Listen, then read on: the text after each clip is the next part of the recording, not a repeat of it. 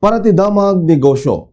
Nagbalag ti Department of Agriculture nga posible nga bumaba iti 700,000 metric tons iti produksyon iti bagas ti pagilyan iti atawon.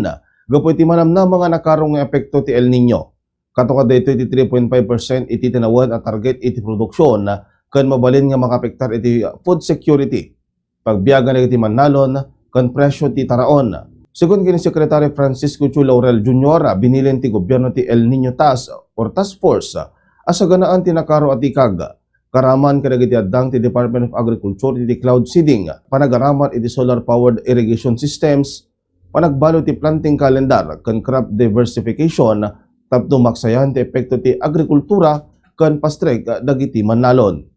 Ti sukat ti piso may basar iti Bankers Association of the Philippines kas tamatan iti Bangko Sentral ng Pilipinas, iti US dollar 61 pesos and 59 centavos, Singapore dollar 48 pesos and 34 centavos, Hong Kong dollar 7 pesos and 87 centavos, iti euro 71 pesos and 84 centavos, kaya iti Saudi Arabian Rial 16 pesos and 43 centavos.